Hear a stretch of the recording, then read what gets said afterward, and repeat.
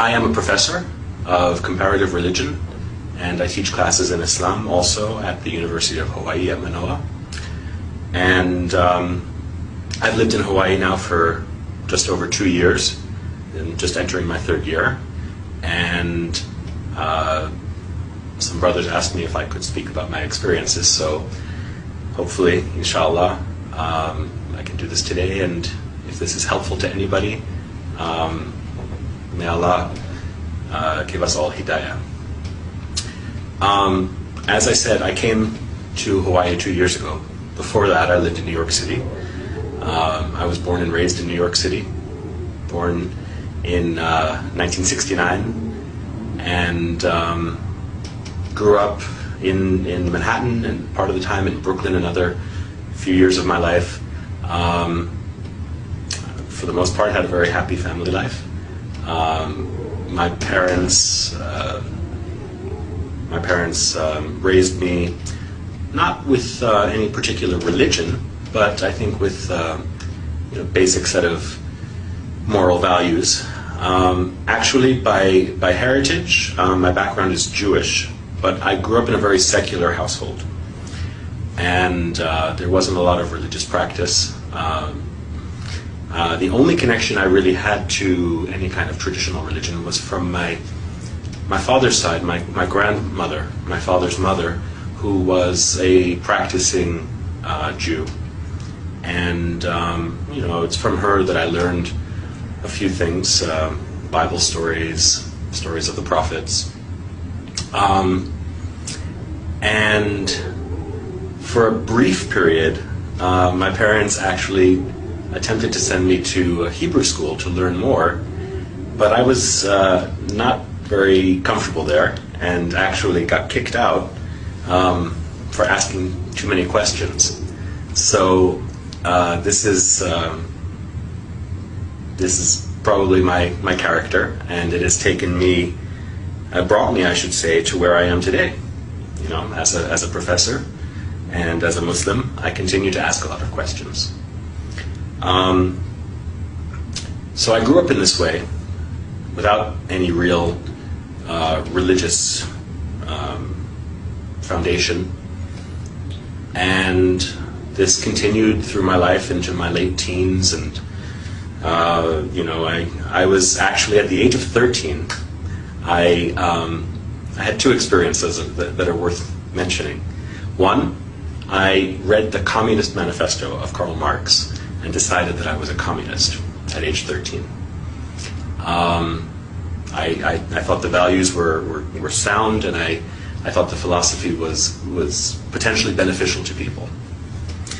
Also at that time, I suppose this might be one of the earliest exposures to Islam that I can remember. My best friend at that time was from Pakistan. I went to an international school, so I had friends from all over the world. I had a Pakistani friend who gave me a copy of the Quran and thought that it would be, he wanted me to read it. He said, "I don't want you to go to hell." And of course, at that time in my life, thoughts of hell or heaven were not really in my consciousness. And I think I took the book and put it on my shelf, and there it stayed for many years without being opened. A couple of years later, I think I became quite disillusioned as I learned more about the way that communism was actually practiced in many countries in the world. And so I gave up that philosophy as well. And it really wasn't until I entered university that I began to ask the questions that would lead me directly onto this path. I think as a child I was always thoughtful and always wondered about the meaning of life, and those basic questions of why we're here and where we're going, why we suffer. All of those things were always present in my mind, even as a child. But as I got older, and when I went to university, I focused a lot more on my studies until I had a particular experience. You remember the grandmother that I mentioned before? when I was in university, I was living in Washington, D.C., and I got a phone call from my cousin who was going to school in Maryland. And it was a surprise visit from my grandparents and my aunt and another cousin, and they took me out for dinner. And I spent the evening basically just talking to my grandmother. I told her about my plans to start studying Chinese, which I was doing at the time. I told her about my plans to move back to New York, to transfer to Columbia University. And it was almost as if I saw her and she was giving me her blessing on all of these various decisions that I was making in my life as a young adult. At the end of the evening, I was walking her to her car, and in the parking lot of this restaurant, she turned her ankle and she tripped.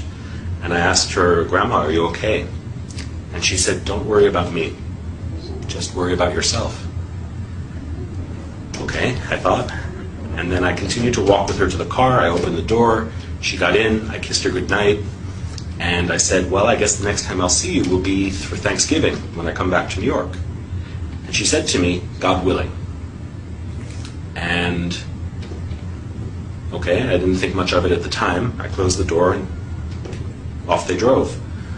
My cousin took me back to my dormitory, and I went to bed. And early the next morning, I got a phone call, and it was my cousin. And I asked him why he was calling so early. And he said, there was no other way to say it. He said, "Grandma died." I said, "Really?" I thought he was joking, maybe. I said, "What are you talking about?" And he explained that she had a heart attack in her sleep. And of course, her final words to me, were echoing in my ears. I said, "I'll see you soon." And she said, "God willing." And I said, "Are you okay?" And she said, "Take care of yourself." So to this day, it was an unexpected visit, and of course an unexpected departure for her. And to this day, I can only wonder, about the meaning of that encounter with my grandmother, who, of course, as I said, was my only link to traditional religion. I went back to New York for the funeral, and it was a traditional Jewish funeral. And the rabbi who was giving the eulogy spoke about my grandmother and said, "Sarah was a rare treasure," he said. "She was like a jewel, and now God has taken this treasure back to him." I said, "Okay." That's what rabbis would say. When the rabbi came to my grandfather's house to pay his respects, I wanted to ask him some questions. I wanted to ask him questions about certain practices that are practiced in a Jewish home at the time of someone's death. And he told me, "Don't worry about those things." He said, "That's just tradition." I said, "Okay. Then how about this? In your sermon, you said that my grandmother, I don't know how well you knew her, but you said that she was taken by God. So where is she? And for that matter, where will I go? Where will you go? Where do any of us go? And why are we here?" And all of those questions that well up in the human heart. And the rabbi, I remember very clearly, he looked at his watch and he said, "I have to go." And I don't think that he realized how angry that made me.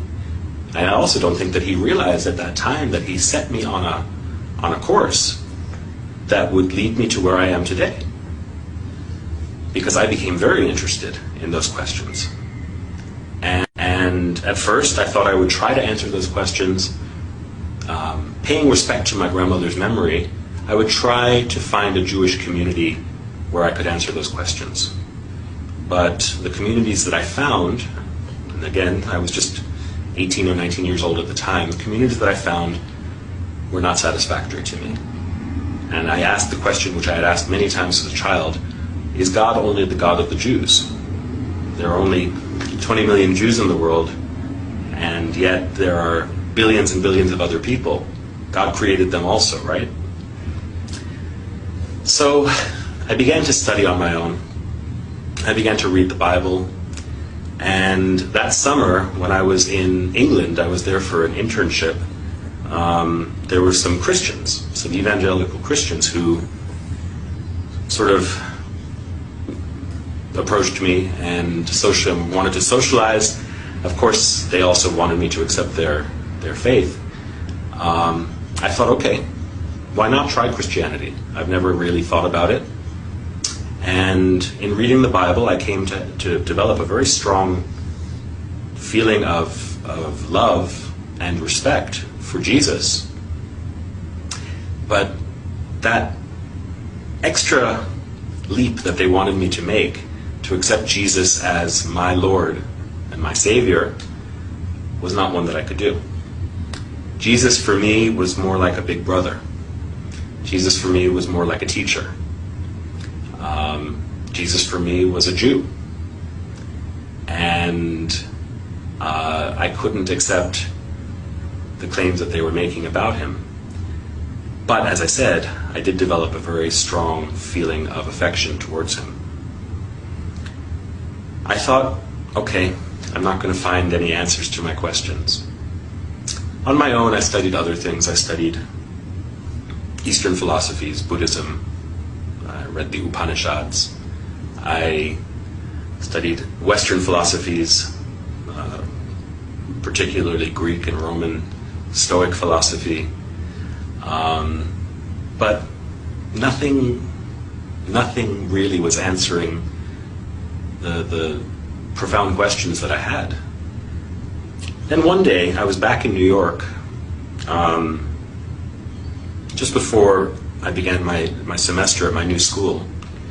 And I was at Times Square, and this was back in the early 1990s. So Times Square was very different than it is today. It was much more seedy, kind of raw place. There were drug addicts and prostitutes, and there were all sorts of religious preachers. And I remember speaking to one guy. I always love to talk to people about religion, often as a skeptic. And there was one guy who was a Jew for Jesus. And he was telling me what he believed, and I had heard it before. To me, it was basically Christianity. And he asked me if I would pray with him. And I said, I'm sorry, I don't believe what you believe. He said, do you believe in God? And I said, I think I do. And he said, then pray with me. We'll just pray to God. He put his hand on my shoulder, closed his eyes, and started speaking to the Father. And with his eyes closed, I started to look around at where I was. And I saw at the other corner these men with long black beards, white robes, jalabia, white turbans. They were African or African American, but they looked like they had walked right off the pages of the Bible.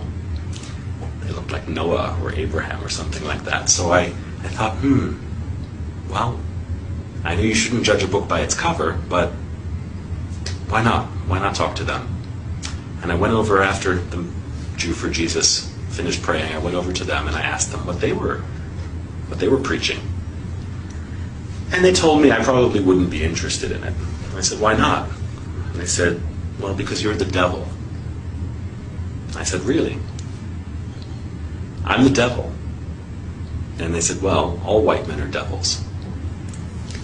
And I said, if I'm the devil, let me just ask you this one question. If I am the devil, why am I so thirsty to know God? And they explained to me that even the devil believes in God. And I asked them, I said, where did you get this knowledge? I actually knew, I had written a paper in college about Malcolm X and the Nation of Islam. And so I understood that they were probably some derivative of that black nationalist movement. But I asked them what their source was for this claim of my satanic nature. And they gave me some verses from the Bible, Book of Daniel, I think. And I said, no. If I want the Bible, I can go down the street to the Jew for Jesus or to some other Christian. What about your book? Don't you read the Quran? And they said, yes. And so they gave me some verse to read from Surat Al-Kahf. And I took it home. I took home the paper that I wrote it on, and immediately I went up to my bookshelf where I had the Quran that was given to me about 6 years earlier by my friend Mansour. And I started reading. I looked for the passage that they had directed me to. And of course I read it, and there was no indication there that I was the devil or that any other white person was the devil. But since I started reading, I went to the beginning of the book, and I just began to read. And I read, and I read, and I read until I fell asleep with the book in my hands. And the next day, I read, and I read, and I read when I had some free time. And any time I had free time, between classes, when I was commuting to school on the New York City subway, I was just reading the Quran. And it moved me in a way that other books hadn't. Certainly in a way that the Bible didn't. The Quran's directness and the fact that the Lord of the worlds, right, the Creator, as the book describes the author, is speaking directly to you at times. Very direct way, very intimately. It moved me in a way that I had not felt before. And I can't tell you where or when exactly. I know that there were times that I would read it, and sometimes I could feel tears in my eyes and running down my face. Sometimes I would read it and the hair on my arm would stand up on the back of my neck.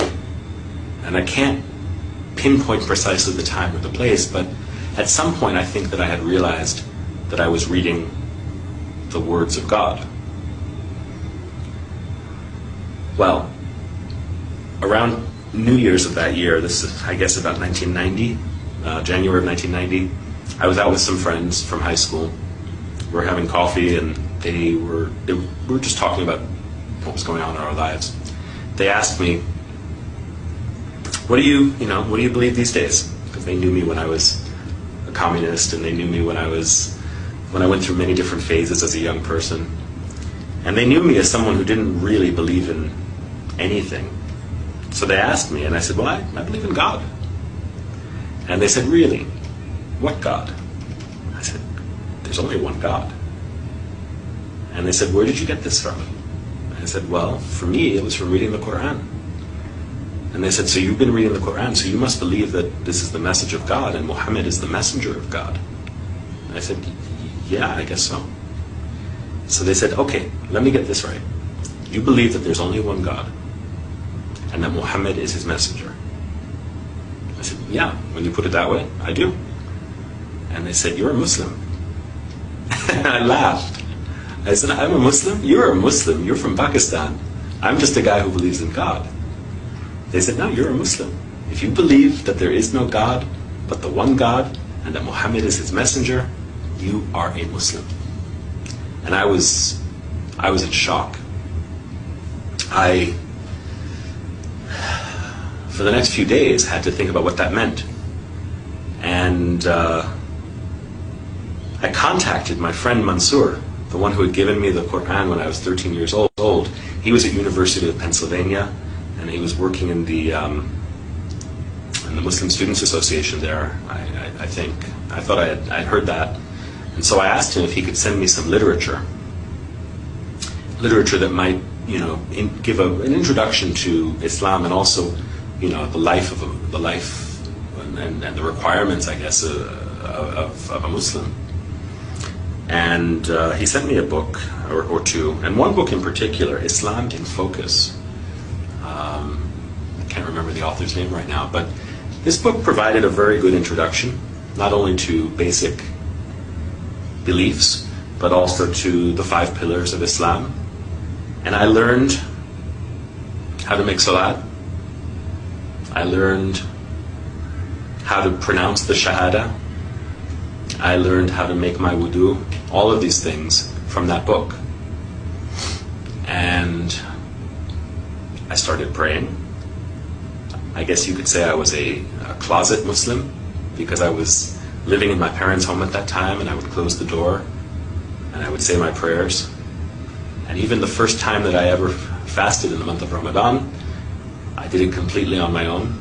I had no community. I just found out what time the sun would rise and what time the sun would set, and ate at the times that were permitted. And so for the first 6 or 8 months of my life as a new Muslim, I did this completely alone. And my guide was the Quran and the book of this scholar. And that's the story of how I embraced Islam, actually. At a certain point, I had to tell my family. And so this was sort of coming out of the closet. And one night at dinner, I was sitting with my family, and I told them, I said, I've been reading the Quran. They said, yeah, we know. We've seen you carrying it everywhere. And I said, I really believe it. And I said, what I've learned is that besides believing, there are certain practical implications of that belief, which I have chosen to follow also. So I guess that makes me a Muslim. My mother's reaction was very strong. She cried. And I think she asked herself and probably looked at my father and thought, where did we go wrong? How did this happen? I think my father's approach was much more relaxed. He probably thought to himself, well, my son was a communist when he was 13. He was, a skinhead when he was 16. He went through so many different phases, maybe this is just another phase. And I suppose both my mother and my father were onto something. I mean, this was a phase, but it wasn't just a passing phase, or so I thought, or hoped. And my mother must have realized that I was serious. But of course her reaction was one of fear and regret, which I suppose are understandable when one is ignorant and only has distorted perceptions based on misinformation or limited information. So there were great challenges in those first years trying to communicate with my parents. I have to say, alhamdulillah, they are very understanding and they've been very patient, and we've come to a better understanding. At first I think my mother worried that I would turn into some kind of a monster. But I tried to reassure her that, since embracing Islam, I'm a better student. I think I'm a better son, And, it wasn't as though I was a bad person before Islam. Maybe for some people, setting foot on this path is necessary for them to be able to reform themselves. In my case, I thanked my parents, actually, for giving me the values that I was able to recognize when I came to Islam. And as I said, I wasn't a bad person, inshallah. Islam has made me, makes me, and will make me a better person. So, everybody's path is different, how they get there, and even once they embrace Islam, everybody has a different way of understanding this path. For me, it has a lot to do with learning and knowledge. I think that the basic purpose of life, the basic purpose of Islam, is to gain knowledge. Knowledge of ourselves, knowledge of our world, of our universe, and knowledge of our intimate relationship with Allah. So this has propelled me into my career. I don't know that I would be a professor today if I hadn't become a Muslim. I'm not saying that everybody should be a professor, but for me it's been a long journey of learning and now teaching.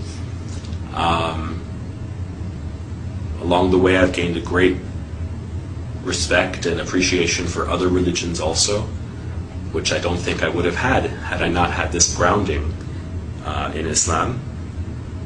And I think that something that new Muslims should take to heart is that when one becomes a Muslim, one doesn't become a different person. Rasulullah sallallahu alaihi wasallam said that people bring to Islam what they had before.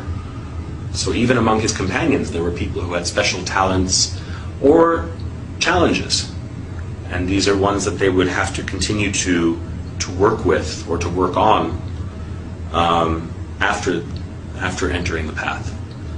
So similarly, I think I can say that's true for me. There are many challenges, and life continues to have its struggles. It just requires patience. For me, this is almost a 20-year journey, and only Allah knows how and where it will end. So my advice to new Muslims, or even to people who have been Muslim for a long time, is just to bear with patience and see what Allah will surprise you with. Not with fear, but with love and with hope.